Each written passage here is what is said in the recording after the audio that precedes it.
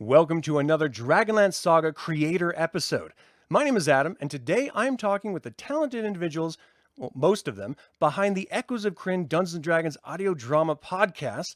And that's how I'm phrasing it. We'll find out if they're okay with that once we start the interview proper. You can visit their website, echoesofkrynn.com, and find out how to subscribe to this podcast. It is officially launching tomorrow, I believe.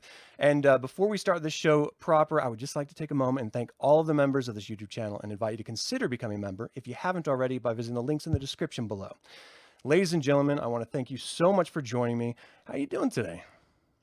Awesome. Great. Good, thank you. Still alive after editing. So that's your test. Let's start there, and let's just sort of do a bit of a around the table here on your role in this production and your name here. So let's start with you, Alias, since you began. I'm Alias Prime. I go by Alias Prime pretty much everywhere, and I am doing production, both pre and especially post. I do a lot of the editing, along with Mr. Eager DM.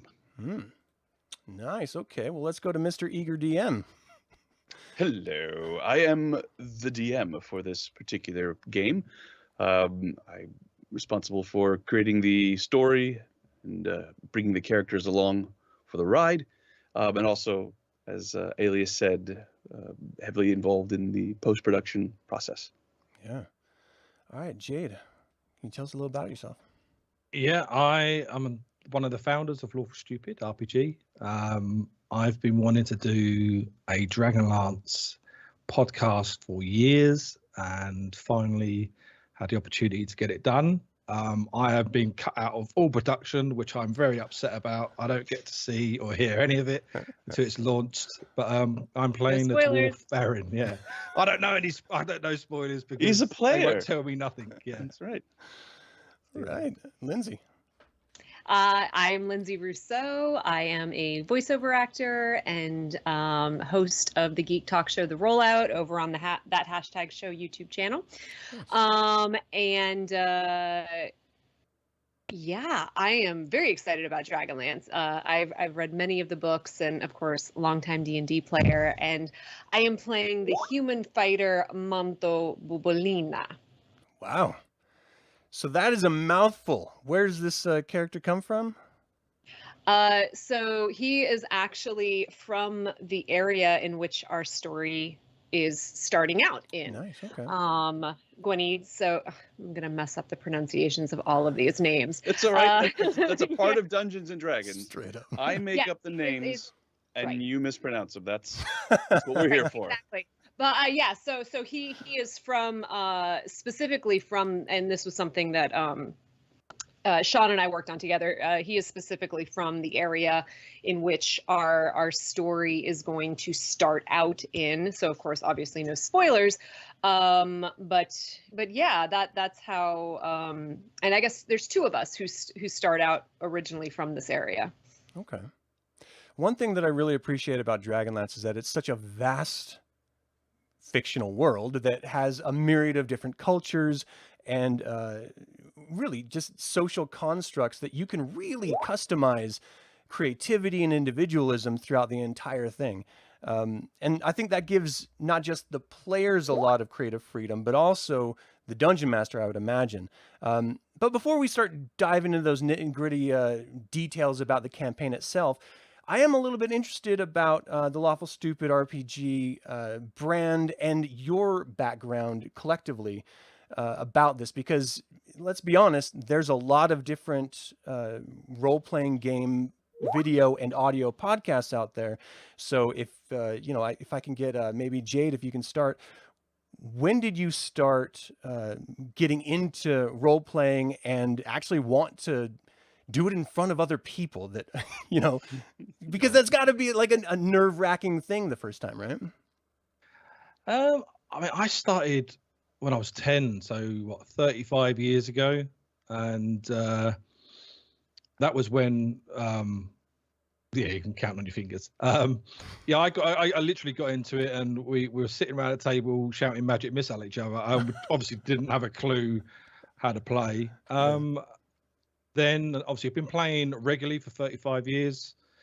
then Mark, one of our DMs of our Dark Sun games, he was moving to the UAE, and one of our friends, Kyle, who was in a game, said, "Look, you should really do like this online thing." You mentioned Critical Role, and I had no idea what Critical Role was at the time. Searched it up, and I was like, "Wow, this is amazing! What people actually do this in front of people." Yeah.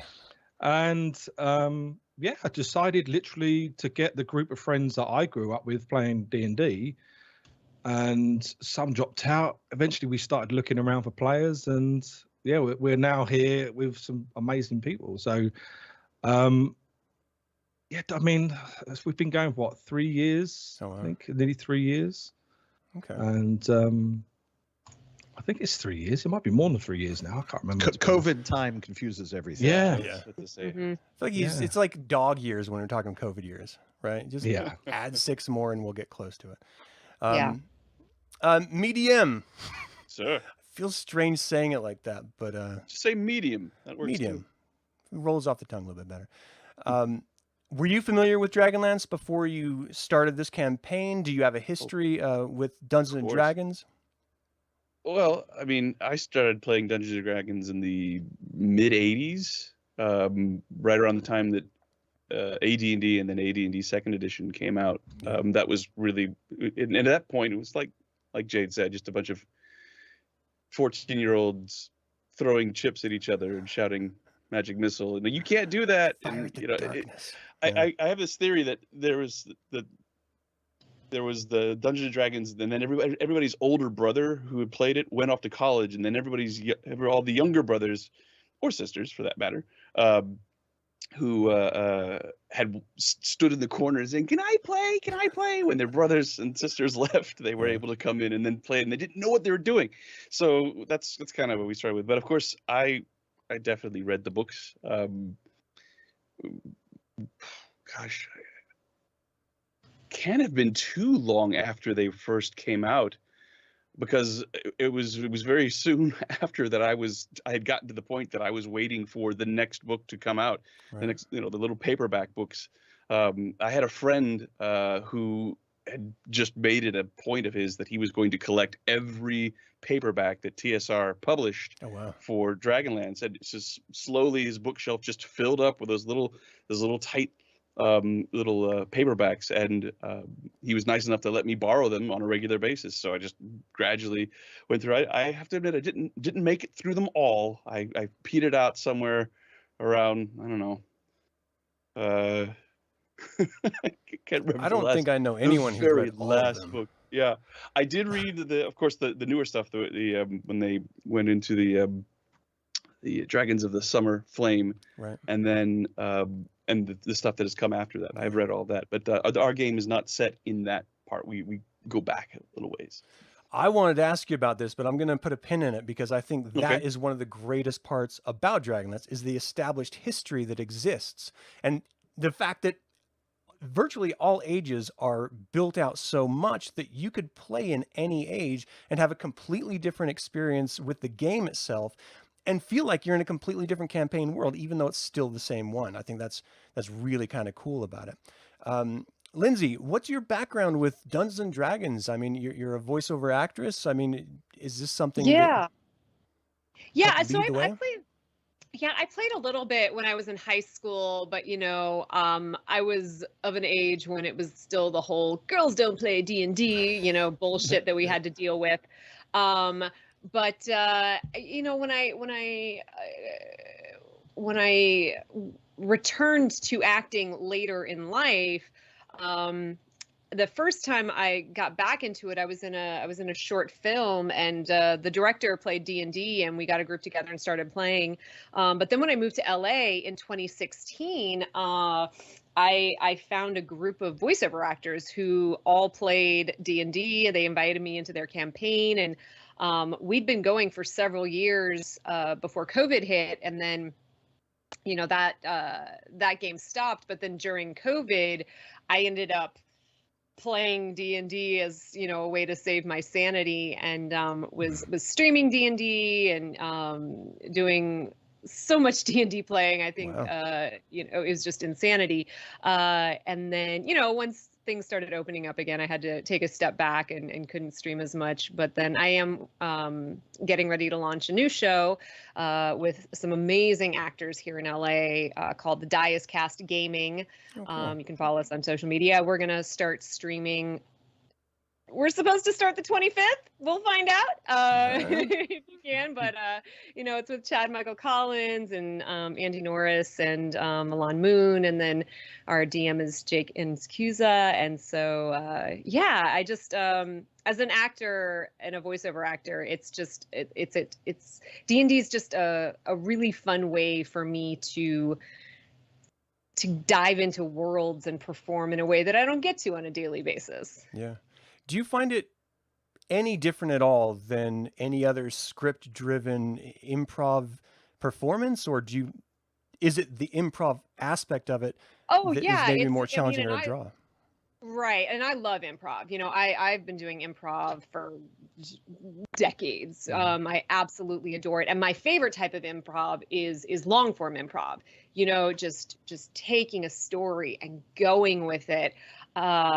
But the one thing that I really loved about D&D is that you're not just improving scenes, right? You're really diving in and creating a world.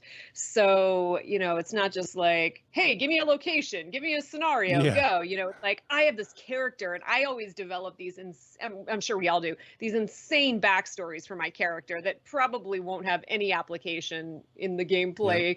Maybe, maybe not. Maybe. We'll find out. I found a lot of actors have gone into and then just being able to really immerse yourself in this world, and playing with other individuals who are all just invested and I love anything because my living is in voiceover is creating imaginary universes. That's what I do literally every day that I walk into my booth or go into the studio is I'm creating imaginary worlds, and so I do that by myself. So it's really fun to be able to do it with other amazing people. Oh, yeah. Yeah, our cast is amazing. We have some amazing people that we did auditions from in the community that's come up around Lawful Stupid, and a lot of we could have cast the show 3 or 4 different times. Oh wow! It was really hard, but we got a really good group of people who have come up with some really interesting characters and some great backstory, and it's all coming together. And just shout out to Shale and Panda and Chops and Samus. If you're watching, we love you. Looking forward to Thursday. Yeah, I had to seriously up my game. Like I thought I was everyone's great except for Jade. And then I come into this group with playing with actors and opera singers and stuff, and I was like, oh god, I think I need to get good quick. But yeah, I'm still doing vocal exercises before each game session. Not like that, Jade. Alias, can you tell us about your background, not just with the game, but also if the editing is on your shoulders, you have to kind of know what you're doing with that, right? One day, maybe I will know what I'm doing with that. Gosh, that's the standby answer. No, one brave day. Out in the world, we're all wearing masks every day, so this is just another mask. But I'm actually a degreed engineer. I've got a background in audio engineering. I come out of recording studios and live shows and things like that. So I've always done it. And over the course of time, getting involved with streaming live with Lawful Stupid under Mr. Eager DM here, we did a couple of specials. We did a musical special of The Curse of Strahd called Chorus of Strahd. Yeah, I saw that. We've done a couple of intro songs. So that was a whole episode of nothing but songs, Broadway shows and opera shows and all sorts of stuff. And we thought that we would be ambitious because I've got the background. I'm dealing with a bunch of professionals, opera singers and professional musicians and things of that nature, theater professionals. And Jade. Wow. And Jade. And we thought, gosh, I mean, we should do that. Boy, were we stupid. A worse idea never. Because we mainly, and I say that because of the reality of remote offline work, right? And getting a group of performers together that had never done remote offline work and collaborating with everybody and getting everything nice and smooth. We learned a lot of lessons doing Chorus of Strahd.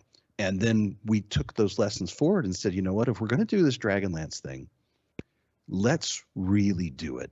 let's really go back to, and you asked about my background. I read Chronicles when they came out.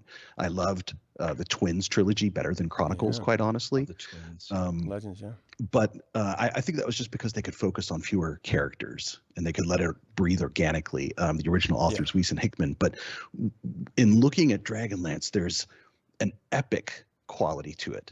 There's heroic qualities to it. There's also poetry and art, and as much as there was back then, and bringing it forward into today's equality and strife between races. You know, we're dealing now in our podcast with some of the racism for things like gully dwarves, right? Yeah. And we wanted to really do it epic. And Sean, Mr. Eager DM, being an opera professional, So pretentious. he's so dramatic. he's so dramatic, but he has a flair for it. He has a flair, and he adds that to storytelling. And for me, coming in and doing the editing, looking at the post-production, being able to work with a group of professionals and having a storyteller with an ear and an eye for it to say things like, then the door closes, boom, and I can sweeten that. Yeah. And all of us agreeing that we weren't going to have 8-bit arcade music. We weren't going to have guitar solos and soaring Pokemon songs, that we're going to stick with the original gravitas of Chronicles and score it that way and bring in music that fit and sound effects and Foley and all of those things to fit that theme. That's the ambitious thing that we set to do ourselves up with this time. And as an audio engineer, I can tell you, running almost 150 tracks live, all of them hot, all of them with plugins. It got to be lots of fun for my little Mac. Yeah, it sounds so chaotic. Like the processing it's organized of it all. chaos. You're not Yeah. supposed to let them see the sausage being made. That's the thing. This is a the sausage-free video streams. But that's the thing. That's actually the thing that Medium and I had many conversations during the post-production process. We didn't want it to be a classic radio drama where every single thing had a sound, every footfall had a sound. Right. We didn't want it to be completely lacking that. So in that process coming through, if you have something like simple crowd noise, there's no one crowd noise that fits what is being created fresh. So we have to create fresh crowd noise by blending 3 different crowd noises and cannon sound effects and clashing when Manto Bublina is fighting in the arena. And it's a solo fight, so you can't just go get a fighting scene library. We had to create that fresh, and that's exciting for me on the post-production side. Wow. So, I mean, does it bother you when I present this at the opening, saying that this is an audio drama, Dungeons and Dragons podcast? Because it is literally a podcast. You definitely put in some serious production value into it, so it doesn't just feel like a Critical Role where they're just riffing off of each other and having a great game session. This feels a little bit more old school drama, radio drama.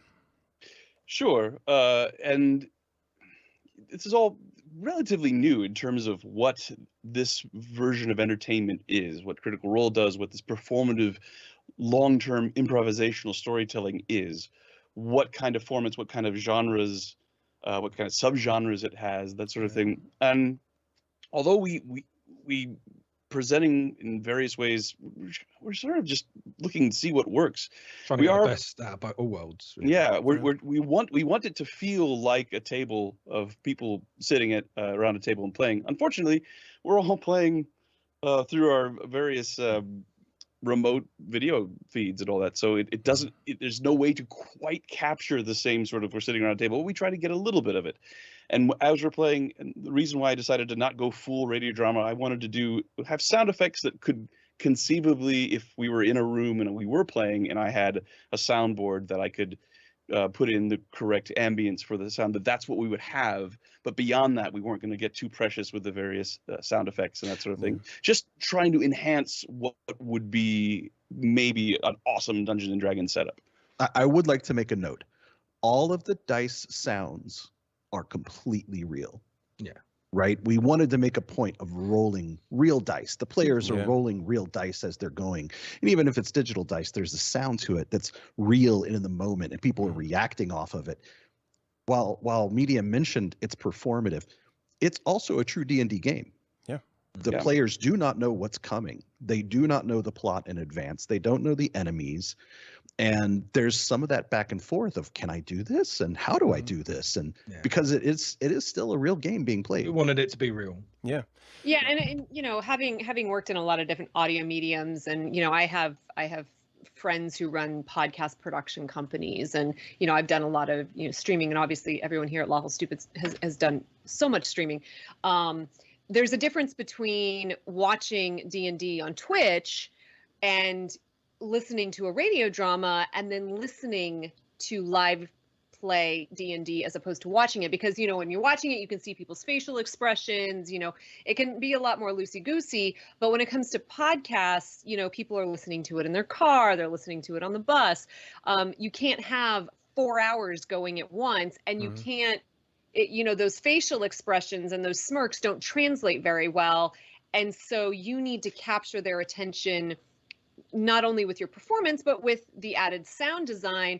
But we also, you know, Jade and Medium decided that, yeah, we need to cut down how long this is too. We can't have a 4-hour podcast. Nobody's going to listen to it. So that's why, you know, we did cut down the sessions. But at the same time, like they've all said, not losing the element that this is a group of people playing D&D, but we also, you know, decided like very, you know, we were very firm in that we're going to be speaking in first person. You know, a lot of times when we play D&D, we're speaking in third person, but to, again, you know, kind of enhance. That's hard enough to train yourself. Because it's very hard. And I'm sure Scott's just like, stop saying, because we'll stop and have to re-say the phrase with I. But, you know, it really does enhance the immersive effect when you're speaking in first person as opposed to third person. Yeah. We definitely made an effort to because we know that this is going to be listened to, that we're trying to describe as much as we can to paint the picture, which is very different than it would be if we were actually playing around the table and somebody can yell and shake their hand as opposed to saying, you know, I raise my hand and shake my hand aggressively as I yell. Right. I wonder, is there anything else to it that, you know, you had mentioned earlier about, you know, you wanted to sort of live up to the grandiose nature of this campaign world with the production of it. Was there any other reason why you deviated so much from what seems to be the traditional Lawful Stupid RPG streaming online versus, you know, going to what you're doing with Echoes of Krynn? It does feel different. I think, for one, obviously, this isn't, when we record this isn't live. So one of the biggest things for our brand, I would say, for our streaming side of things is, obviously, as I said, we're full of professional singers and opera singers, actors and stuff. So we like to put on a show. And if people were sitting there and laughing and crying, a lot of tears that we've had on people that have watched our things, and you know, if we can put on a good show for our live streams, then that really sets us apart from a lot of other D&D, because everyone can play D&D around a table and roll some dice. But our biggest thing for our brand is like our live streams are very much about putting on a show. To do the podcast, it's a tough one, because we kind of stayed away from it because obviously there's another group under the same name, and out of respect really, but I've always wanted to do something Dragonlance, and I thought, you know what, I'm going to get into podcasting, I'm going to learn to edit. And I originally started doing all the editing and stuff, but thankfully Alias took over and done a proper job. But I wanted to get a good group together to tell a good Dragonlance story. And, you know, I've played with Sean for a good couple of years now. And as I said, I've played for 35 years, and he's definitely one of the best DMs I've had the pleasure of playing with. And I was like ecstatic to find out that he's going to do it, and we've got the players that we've got. So again, we want to put another on a show. big factor was the reality of schedules, guys. Let's not joke about that. With with Lawful Stupid having at one point, depending on the seasons, 4 different live shows running on Twitch, with Medium running games at conventions, running games on private time, running paid games, with Lindsay going scuba diving and all sorts of other cool stuff in the rollout, and you know, The being on short end of that Netflix stick. as a transformer. All of those things combined make scheduling Yeah. really a big problem. Mhm. And if we try to set a weekly schedule or even a monthly schedule, it's really hard to keep the continuity of the feeling of the moment. Right. So one of the reasons we decided to do that this way was so that we could record a variety of sessions very quickly in rapid succession, then come back and post-produce them and release them and have that organic feeling, as opposed to, hey guys, we're going to take 2 months off and try to remember what we were doing with this undead skull in my hand. I have no Right. clue. What am I doing here again? Just fall back Just on to get a Hamlet. massive material, then Yeah. release it, was one of the Well, reasons we went this route. The other thing, and we haven't really talked about this, but the other thing that I think is really exciting with bringing this to podcast form is that, you know, there's a certain demographic that watches Twitch, Mhm. and there's a huge demographic of D&D fans and players who will never watch Twitch, might not even know what Twitch is.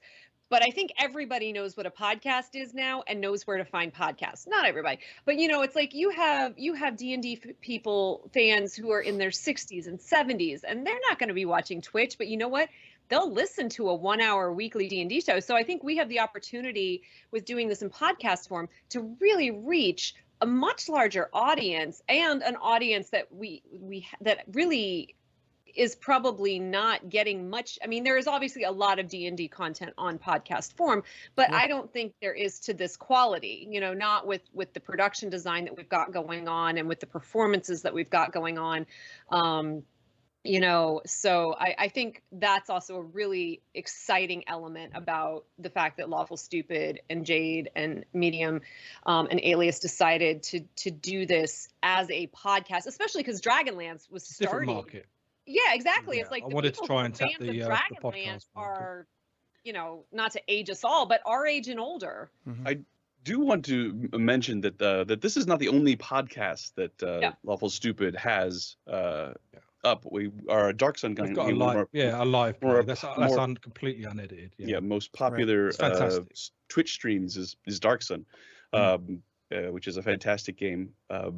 And while that is broadcast live on Twitch, then a couple days later it shows up on podcast. But that is unedited, just a complete stream. Yeah. But so it's not totally out of the wheelhouse to start doing a podcast. But I will add We're to going to that, keep though. trying weird things until we just die. You know, we're gonna be doing a Marcel Marceau pantomime D&D game soon. It's gonna be great. We'll release it on audio. Something It'll will be stick. play.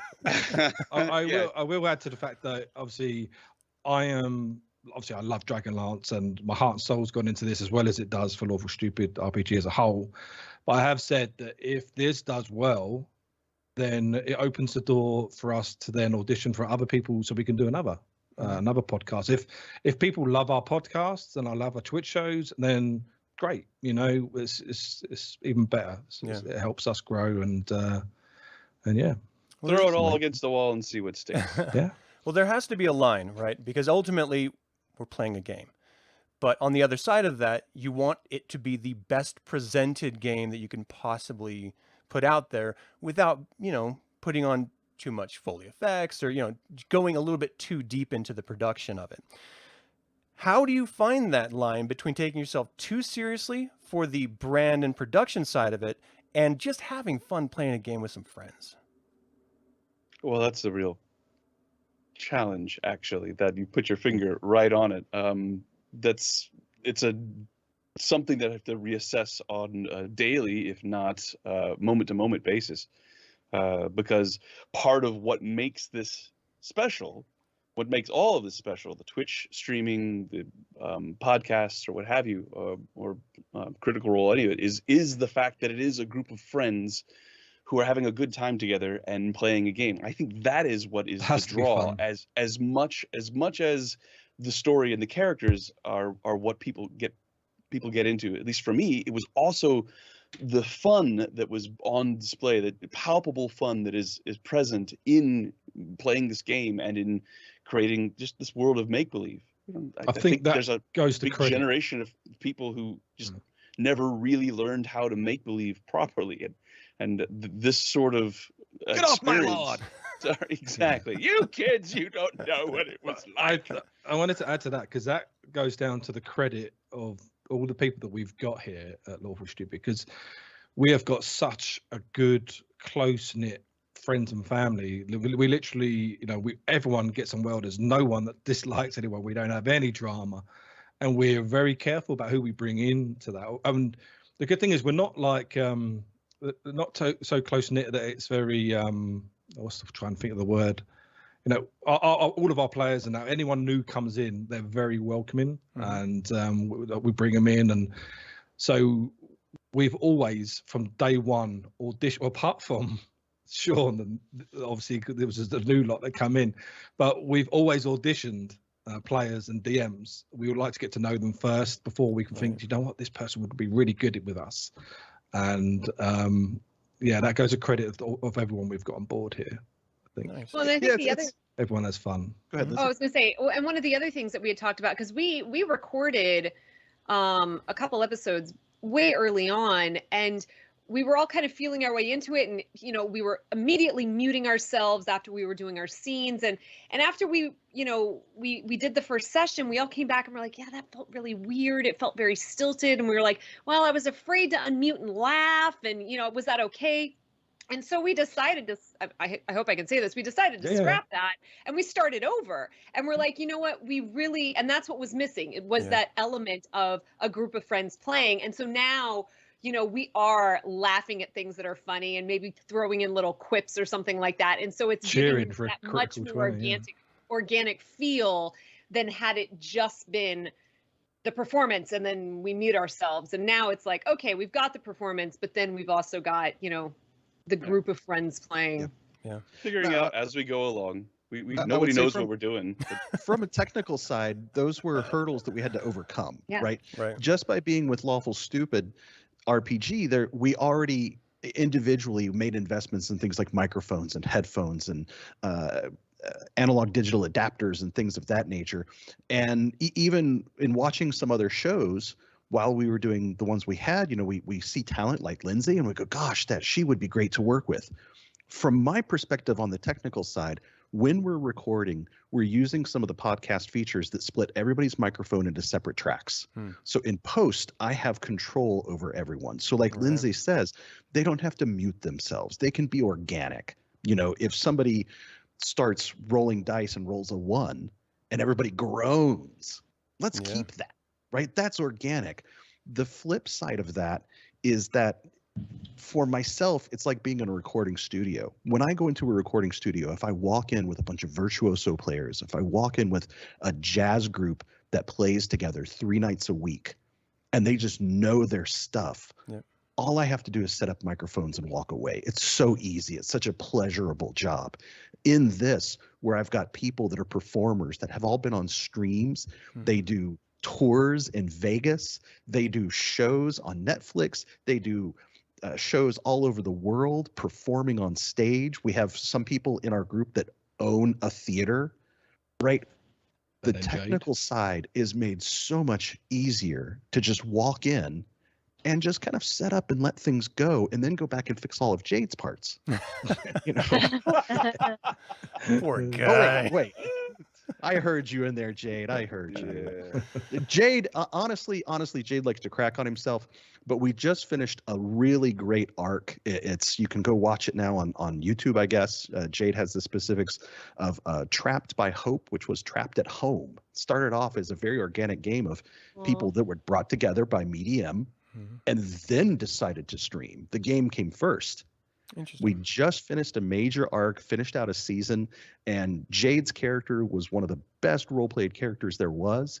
A man of few words, or I should say a goblin of few words, but they were all very impactful and emotional, and people cried. So Jade cracks on his performance references, but don't let him fool you. Yeah. Well, I have been remiss in not mentioning the chat room. Thank you guys so much for tuning in live. If you have any questions or comments, please throw them out there. We'll bounce back and forth and have a bit of an open dialogue if you do have something you want to say.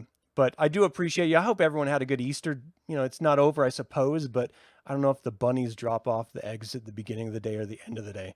My kids are too old for that anymore, so I hope you have a good one.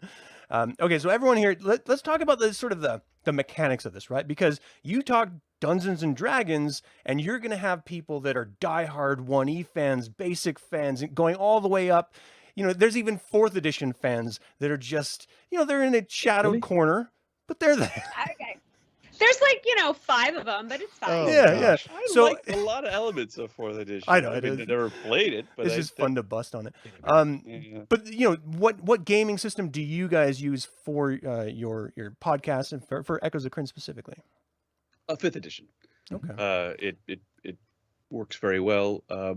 It does bring up some interesting issues, though, right?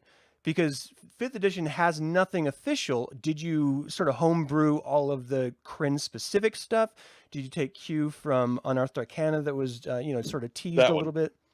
Oh, really? We came out before the UA came out. Just for the record, we had all our stuff in the can before the UA came out, so they're following us. We got the Dragonlance Nexus. Dragonlance but yeah, Nexus, there's a great community out there, Dragonlance Nexus. But even during pre-production, because I'm not a performer, I'm purely pre and post, right? I got together with Medium and I said, I remember 2nd edition came out. They had these giant 3-ring binders, the monstrous compendiums. They had one dedicated to Dragonlance and Krynn. Let's look at some of those cool monsters from that. And let's look at the bestiary of Krynn, where they had different things come out. So we really pulled from every edition, as well as at all times, the novels are the canon. They are the guiding principle of everything. But amongst the people playing, and I say players, I say cast, among the people playing are people that played 1st edition and 2nd edition and 3rd and 3.5 and 4 and 5 now. And going with the modern rule set, I think that's easiest for the digital toolkits that are out there, D&D Beyond and Roll20 and Fantasy Grounds and those things. 5e was an easier fit. On the flip side of that, the Dark Sun campaign that is ongoing uses modified 2nd edition rules. Yeah. So it's not something that would be crazy for us to use some homebrew stuff. Yeah, I mean, you certainly have to in some cases, right? Yeah, different levels. Like we there was some question, the various different types or various different Gully Dwarf templates that are out there. Which are we using? How are we going to put that into 5th edition? And how long do Gully Dwarfs last anyway? How long do they live? Which we had during our last session. Yeah. No. They're like cockroaches. I didn't say why. I said it was a debate we had. It did. True. Fair enough. But the Kender, like you guys were homebrewing the Kender before they released, the compendium that illustrated out like, okay, the pouches and all of that. So yeah. Okay, so we got 5th edition Dungeons and Dragons. What era are we playing in? So this is right after the end of the War of the Lance, about 4 to 6 months after that, in between Chronicles and Legends. Okay, so the Blue Ladies' War is just building up. Kidiara's marshaling her forces. Nice. On the horizon, and we've taken the action away from the mainland of Ansalon, and we're over in Northern Ergoth. Okay. So that's an interesting location, I think, because it doesn't get a lot of play. We have the Whitestone Council that was in Sanchrist, but outside of that, there's not a lot happening there. Everything quickly moves over to mainland Planthus and High Claris Tower. So where are you drawing on for your information about the land, the people, the culture, stuff like that? Right. I did a deep dive trying to find as much information as I could that was canon, that was written about that area, to find that mostly it was very open, and that I felt that as long as I hit a few things that were definitely mentioned in a couple of areas as far as the details of the Imperial City of Gywnned and the surrounding area there, that I would be okay if I just messed around a little bit and came up with my own stuff. I mean, I have to think that that's the original spirit of the people who all the many people. But even that Luis being and said, Hickman Medium, and Michael Williams and all we're that. referring to some of the long established Dragonlance communities. Again, we can Yeah. always go back, reading people like IDW have put out Dragonlance comics. Yeah. There have been revivals. There was an animated thing, Monstrosity, that I owned. But we also had help from our own community, right? Yeah. Sutherland. Jade himself, being a longtime Dragonlance fan, revisiting it. This is not something that occurred on a whim. We've been hearing for years, we should do a Dragonlance game. We should do a Dragonlance game. We should do a Dragonlance game. And we've actually got some people in the community that are savants with Dragonlance. And occasionally we bounce things off them, right?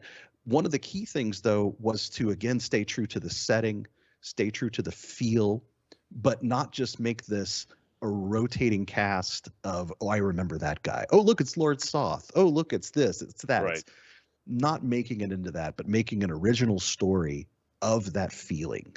Yeah. That was important to us. Well, and for my character specifically, Medium and I talked a lot about, again, what information he was able to find about the region. So it's like, for my character, as he goes on his journey, we'll find out that the politics of Gywnned are very integral to who my character is and the choices that he made, and that's going to play out here in the future. But so we did take a lot of those things into consideration. It's like, okay, here's the type of character I want to play.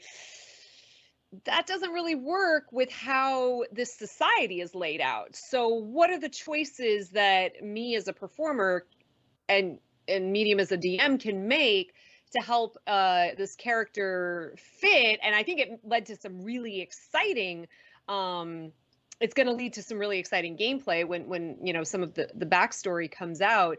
But the other thing is, we do reference the events of the War of the Lance. Like, my character is aware, very enamored with the Knights of Solemnia and the stories of the knights. So it's like we do reference what's going on, but to what we were just saying earlier is, as a DM, Medium needs to be able to create his own world, and so we didn't want to be shoehorned into following the exploits of the War of the Lance crew.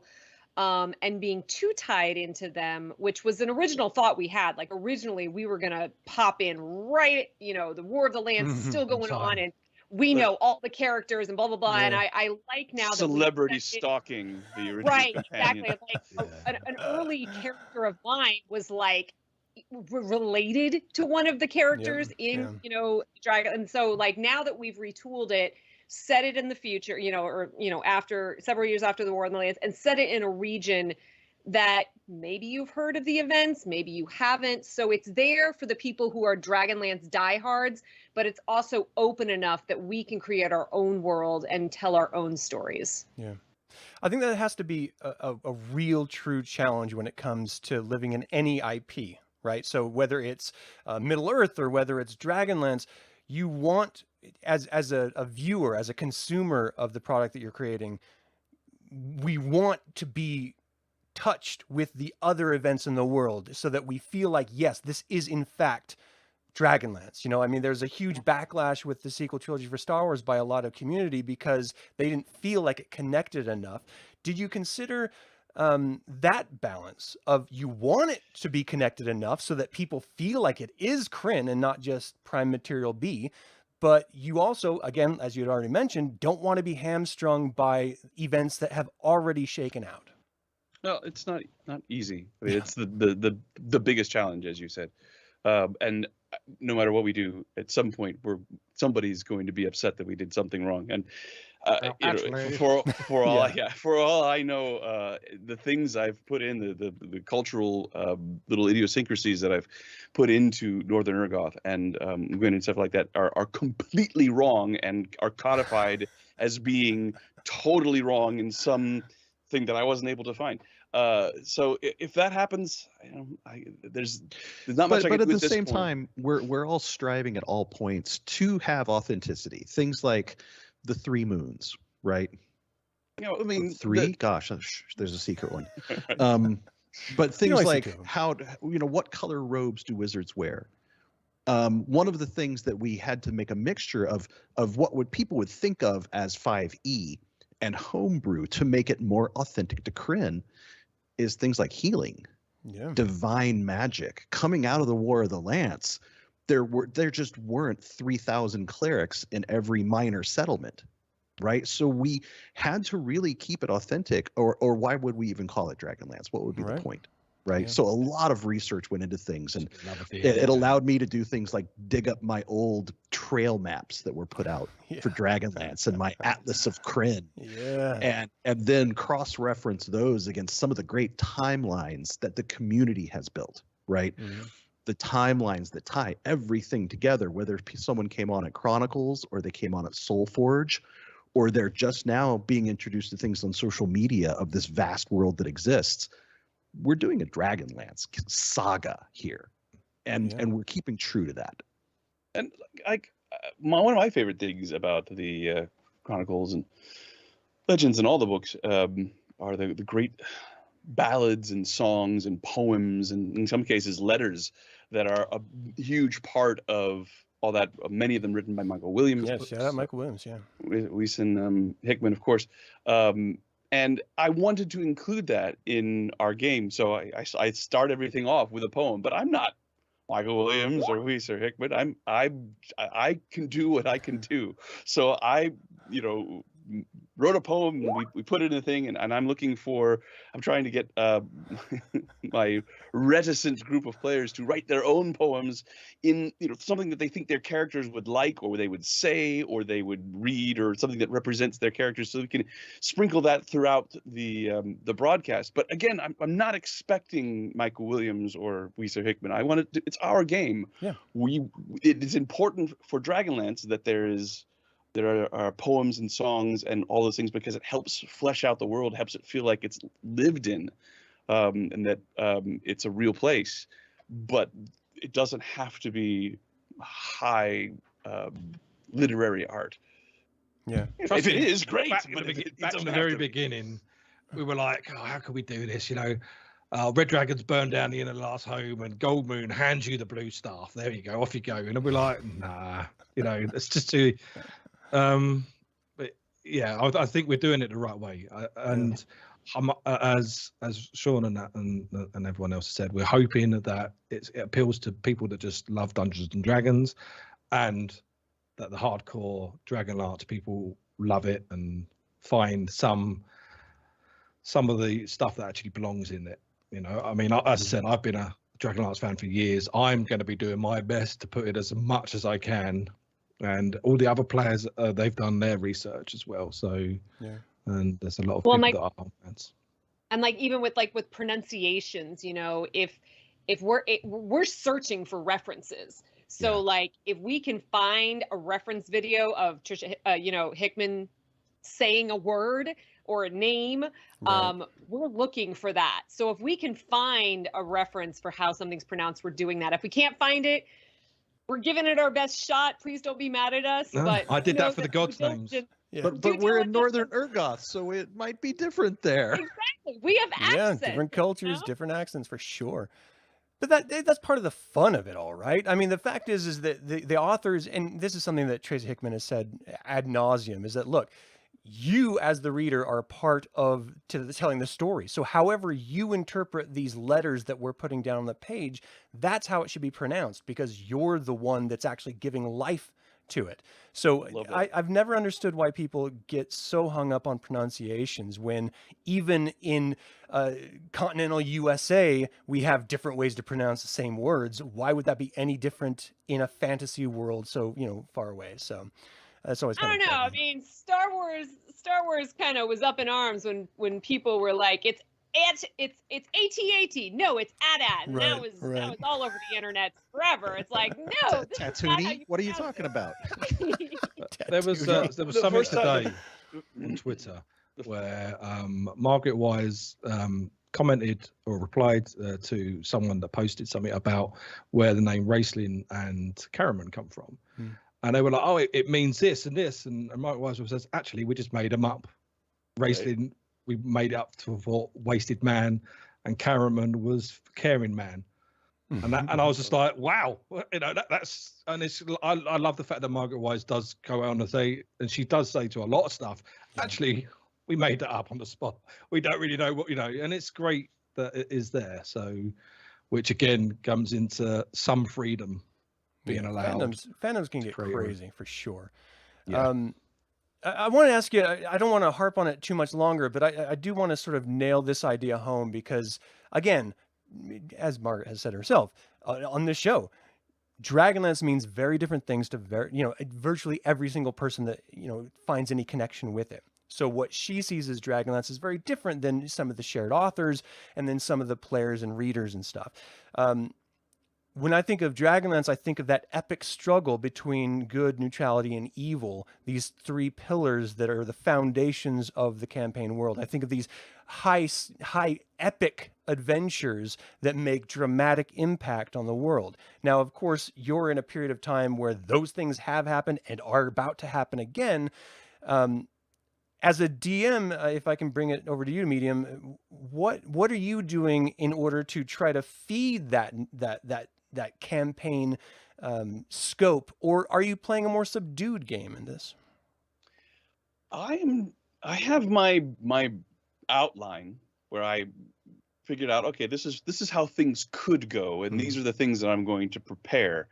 But now that everybody has met and they're kind of in the midst of their first dungeon and doing all that, I am essentially, I'm going to have things prepared to various things, but I'm going to let it go the way it goes. I want this to be the player's game, and I'll have those, of course, the big good versus evil set in this, the players set against this conflict with good versus evil. It might take them a while to figure out exactly where that is. What the subtitle of this particular campaign is Echoes of Krynn, Dragons of the Hidden Flood, hidden being the operative word, but it will, hopefully they won't all say, you know what, this place is boring, we're gonna go check out what's happening in Ice Reach. Boring. We're gonna go just see what's in Ice Reach. And we go, right, Ice Reach, okay.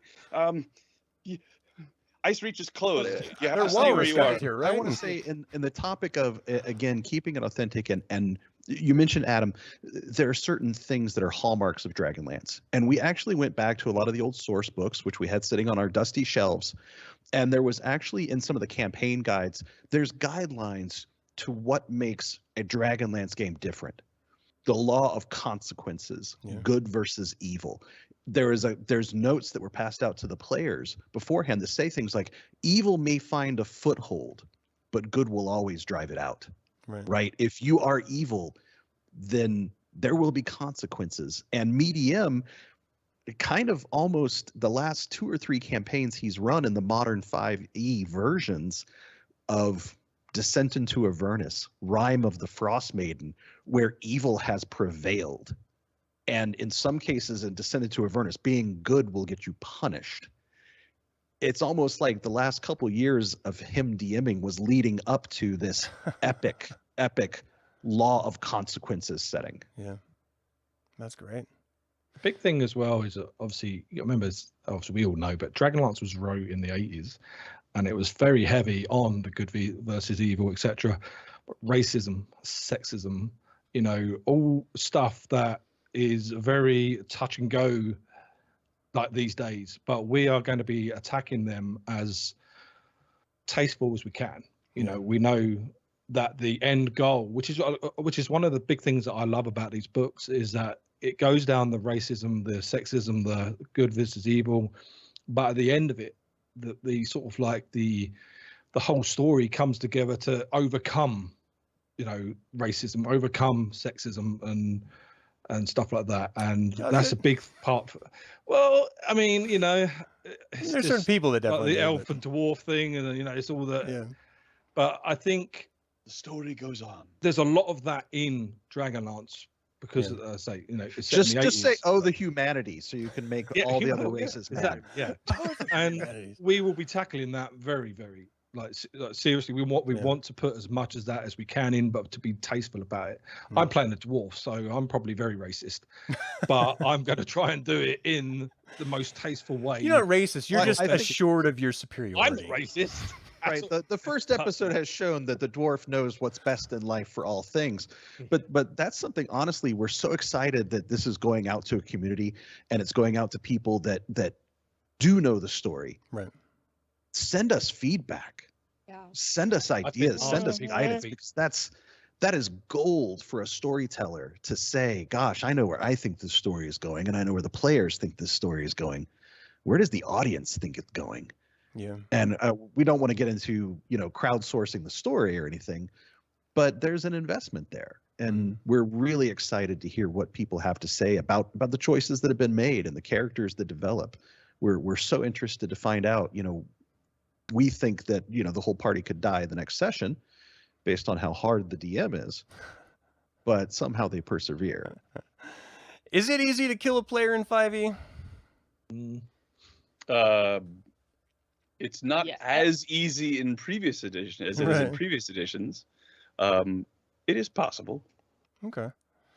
I don't play 5e, and so I've always just heard about it. I've played it, like literally played the game twice, so it's not something that I'd have the rules in my head or anything like that. But it did seem like it's a tamed down version of the original sort of dungeon crawling hack and slash, where they want to provide the people an opportunity to keep their characters around for a while and experience campaigns. And so I always kind of wonder when you are trying to run a consequence heavy game, and maybe you're not, I'm just projecting here.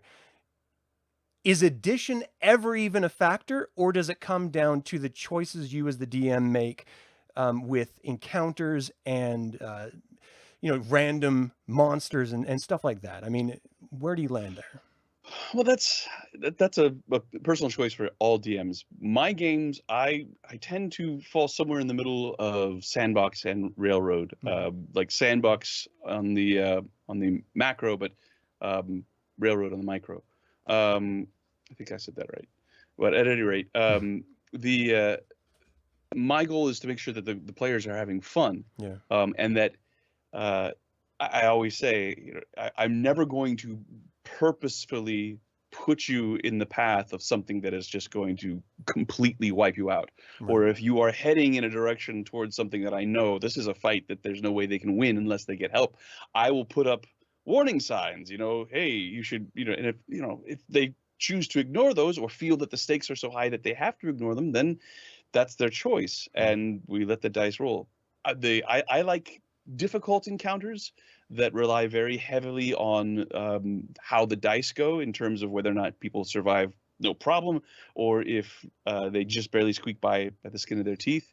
I like dragon fights where the last round really comes down to, does the dragon roll to get their breath weapon attack back? If they do, then some people are going down. If they don't, then their people are going to succeed. I like making the game, making combats, and making everything feel exciting and making people feel like they're stakes. That said, once you get to a certain level, it becomes very difficult for players have a lot of things they can do to mitigate death. So the stakes have to switch from, oh my God, my character might die, to things that are more personal, things that are a bit more tied to backstory. Not the character could die, but the character's loved ones could die. Yeah. The character's pets could die. A town or a kingdom that has become very important to the characters is in the balance. NPCs are in the balance, and that's where the stakes become once again important. And whether or not we beat this fight in 1 round or 3 rounds depends on how many people that we know are going to be alive when we get back to the camp or something. That being said, the post-production team has made a request to thin the herd a little bit, to kill off some of the players. We got way too many characters right now. If we could take that down a notch, it's going to increase the efficiency of our post-production process. So I'm actively laboring for some death. All right. Sorry. Yeah. What? It's the same That goes problem down that to, Weiss and Hickman yeah. had when they had like 18 characters that they had to write for. I could see where they come from. Yeah. I mean, this is well, first, like we had to. Well, say this has taken a year to get there with 2 lots of casting. Our first one was 8 players, Wow. eventually down to 7. This one we said, like, wait, it's got to be a hard 4, and then we went to a 5, and then we ended up with 6. Which is, the thing is, again, too much talent to choose from. And as I said, I didn't want to be in Sean's shoes when he come to pick his players for this. Yeah. It was hard. Well, we are running dangerously close to the allotted hour that I've stolen for your time. I do want to ask some sort of pertinent technical questions about the podcast. Now, I've had the fortune of being able to listen to the first episode. The website, of course, is echoesofkrynn.com. When is the first episode officially being released? When can people find it? At what interval is it going to be released? Well, it officially releases tomorrow, Okay. the 18th. I suppose it's up to Jade whether or not that's going to be midnight our time, or it's. I guess it's after. It's already. It's already after midnight. live. Yeah, it's already live It's in the there. UK. So okay. I couldn't help it. I had to leak it. All right, it's already live.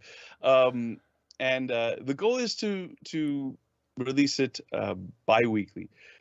Our first episode is long. It's like a pilot of a TV show, because when we started to break it into smaller pieces, we have a long recording session, but then we break it into bite-sized pieces, at finding good breaks to have satisfactory conclusions. But introducing all of the characters at once was very important. So our first episode, not all at once, but our first episode has all of the introductions of the various characters in their various different locations, and slowly sort of bringing the amoeba into a form where everybody is met and is now part of a group. So the first episode very long. Subsequent episodes are going to be between 45 and probably 55 minutes long. Oh, wow. Somewhere around there. And bi-weekly. If we feel like at some point that we have so many episodes that we're running out, we're like, well, gosh, we need to get these episodes out so we can get to the other episodes. We'll go more often than that, but starting at bi-weekly. Yeah, it seems an interesting decision to. Ultimately, you're creating these for Dungeons and Dragons fans, and anyone who's ever played a Dungeons and Dragons game knows that you're going for 2.5 to 5.5 hours. Like, this is a long form game session. So for those who are really wanting to tune in and listen to them, cutting it down to even under an hour, I mean, that seems like a kind of a risky decision. Is that because of the production time it takes to sort of fine tune a bit? Production time, also our own personal schedules. We don't have. I mean, if we were to do a whole session each time we do it, I mean, getting everybody together on a regular basis so that we could have a regular release at a regular time, that's not practical for a situation. So it became the only way this ever was going to work was if we had a once a month, perhaps twice a month recording session. Which we then dole out over a long period of time. Right. If it doesn't work, it doesn't work. But that is what we can do as busy professionals and other things. The thing that the way that we can present this in the way that is the most polished and the most consistent. That is the choice that was made. Well, I have to say, it sounded wonderful. It's very funny at times, and it's engaging. I think you guys did just a stand-up job for the whole thing, and I cannot wait for the next episode to come out. So I highly recommend anyone who likes Dragonlance or likes Dungeons and Dragons, check out echoesofkrynn.com, check out the podcast wherever you get podcasts. Let's wind down the show here by having a little bit of fun while we, give you all a chance to give out any plugs about other projects you're working on or anything else you want, where people can find you in social media and stuff. So let's lead in with what's your favorite Dragonlance character, if you have one, and then, where the good people watching can find you online. Let's start with you, Jade. My favorite character is by far Racelyn. Oh, okay. And will always be Racelyn. I was certain that I was going to play the wizard of this, and I was like, do you know what? Chops is going to do a far better job than me. I'm going to play the cleric. So I love playing wizards, and Raceling is like just love and hate him at the same time of obviously what he's done. For me, I'm not a busy professional. I'm lucky to be in the position where Lawful Stupid RPG is my full-time job. So Oh, wow. you can just find me hanging around in Discord. So Okay. that's me, yeah. Medium. My favorite character is always going to be Storm Brightblade. That Nice. I love playing paladins. I like playing a character that is good but has taken a stand, and has to defend that stand no matter what. And when things challenge them, it causes big problems with their personality. I thought was an incredibly complex character as written. I've loved everything, all the short stories that have Storm in them and all that. I liked it very much, and I was absolutely crushed when he. Well, spoiler alert. When It's he been died. long enough. Okay, fair enough. From 1986. Spoiler alert. But I am a professional DM, and you can find games that I run on startplaying.games, where you can find me under Medium, MEDM. I also run games for D&D Club, where you can find us on Meetup, so dndclub.com. Request games there as well. I'm also a professional opera singer. Next week, I leave to go do a show with Opera Delaware.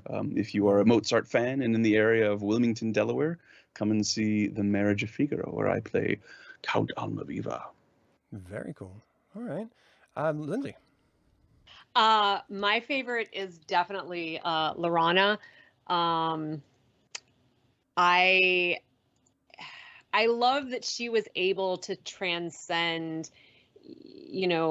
kind of the discrimination that we saw in Krynn, that, oh, the Knights of Solemnia are only men, and all of a sudden you have this female elven warrior saying, you know what, F it, and she's leading them into battle, which was actually something that's going to end up being very important to the character that I'm currently playing. Oh, cool. And so I when I got to that part in the books, I was just like, yeah, this is amazing. And as far as where you can find me, like I said, I host the weekly geek talk show, The Rollout. We're now part of that Hashtag Network's YouTube channel, so you can find us there. You can also find the show on your favorite podcast provider. On the acting side of things, you can find me in Transformers War for Cybertron on Netflix. I play Alita 1. You can find me in many a video game if you are a fan of video games. Deathloop, Genshin Impact, God, I don't even know, Fallout 76. I don't know. If you play games, you probably killed me.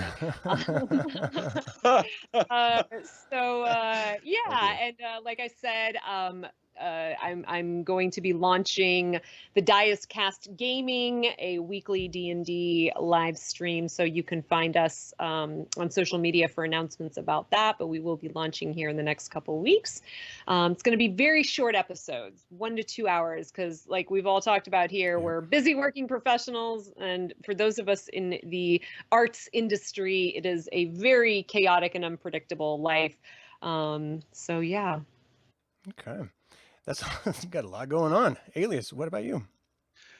First off, always please look at Lawful Stupid RPG on Twitch. I am cast in some of the live streams that we do. I'm lucky enough to have been involved with Trapped by Hope recently. Aside from that, the question, when I was younger, the brothers really captured my imagination, angling a little bit more towards Caramon of all things. Yeah. It's not a popular thing, but over time, I really gravitated towards the makers of Strife, the Dragon Queen, Soth, Verminard. I loved the workup that was done for Lord Soth when the Ravenloft novels first kicked off. Right. He got Knight of the Black Rose, and that was just an excellent, excellent treatment that I always loved. And I felt like it showed the other side of people that make choices and they know there's going to be consequences and bad things happen anyway. So I really loved that treatment for Soth that was given. I hold that as one of my favorite characters from the entire saga. Again, the Dragon Queen. How can you go wrong with that? But always I'm on Instagram as Shalemorn. I'm always involved over at the Lawful Stupid RPG Discord channel. I'm also a moderator for Apotheosis Studios, which is Jameson Stone and Satine Phoenix over in their part of the land, getting ready to put out Sirens Battle of the Bards. It's going to be a great, fun thing. Already put out the Red Opera, Last Days of the Warlock, as 5e companions that aren't officially 5e somehow. Doing a lot of things with Satine's Quest, various different getaways like D&D in a castle. Try to stay a little bit in the shadows while having fun and playing Dungeons and Dragons. The best thing I can say is tune in to Apple Podcasts, tune into Spotify, tune into Podbean, wherever you get your podcast. And when you download Echoes of Krynn, Dragons of the Hidden Flood, you'll be in my world at that point. Everything you'll be hearing runs through me, and it runs through Medium. So that's the best place you can possibly find me, is echoesofkrynn.com. Nearly 250 people already, and it's not even live yet. That's crazy. It's awesome. It's bots, man. Absolutely it's all bots. blessed. Yeah, blessed. It's bots. Well, thank you all so much for your time. I really do genuinely appreciate it. And thank you for putting out a product that is not just put together really well, but also speaks to that, that wonderful fantasy world that we all love so much at Dragonlance. I really appreciate you guys. Thank you very much. Thanks very much for having us. Thanks for having of us. course. Yeah. Everyone in the chat, thank you guys so much for tuning into the live show, throwing out your comments. I didn't get to all of the comments or all the questions. I apologize about that, but we do, we're limited for time, and But hey, the good news is there's more cast members you haven't even met yet. We should do this again. I think that would be a lot of fun. Okay, let me listen to episode 2, and if it's still good, maybe then. Thank you all so much again. I hope you have a fantastic day. And for those of you just tuning into this, if you want to know how you can support this channel, it's all about subscribing. That's really the bottom line. If you want to go further and become a member, that's awesome. But other than that, share it. The fact is I don't have any social media at all. YouTube is it. So if you want other people to find out about this, it's kind of incumbent upon you. I'm sitting back. This is your house, not mine, right? I'm just playing in this playhouse just like they are in their games. So like and comment. It all goes to help. I really do appreciate you. Until the next time we can get together and chat either with Echoes of Krynn from Lawful Stupid RPG or any of the other Dragonlance creators out there, Slunjavar.